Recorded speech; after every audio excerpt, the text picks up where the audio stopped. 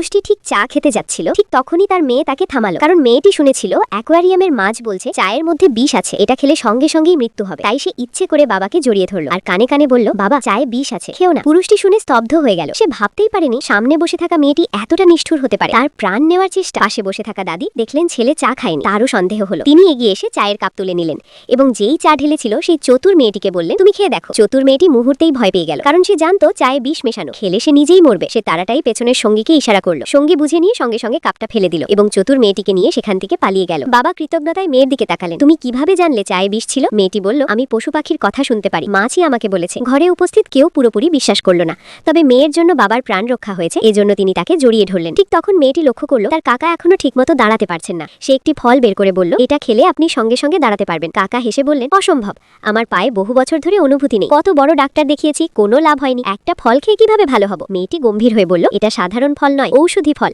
একটা কাক আমাকে দিয়েছে। ছোটবেলায় আমি যখনই আঘাত পেতাম কাকেই ফল এনে দিত, খেলেই সেরে যেতাম। কাকা কিছুটা বিশ্বাস করতে শুরু করলেন। পাশের লোকও বলল, খেয়ে দেখুন না, অন্তত মেয়েটা খুশি হবে। কাকা ফলটা খেয়ে ফেললেন, কিন্তু কয়েক সেকেন্ড পরেও কোনো পরিবর্তন নেই। তিনি বললেন, কিছুই তো হচ্ছে না। মেয়েটি চিন্তিত হয়ে বলল, অসম্ভব, আমি কাককে জিজ্ঞেস করব। কাকা মৃদু হেসে বললেন, কোনো সমস্যা নেই সোনা, এই জীবনই এইভাবে কাটাতে হবে। ঠিক তখনই হঠাৎ মেয়েটি এগিয়ে যাওয়ার সময় পড়ে যাওয়ার মুহূর্তে কাকা দাঁড়িয়ে মেয়েটিকে ধরে ফেলল। কাকা, আপনার পা ভালো হয়ে গেছে।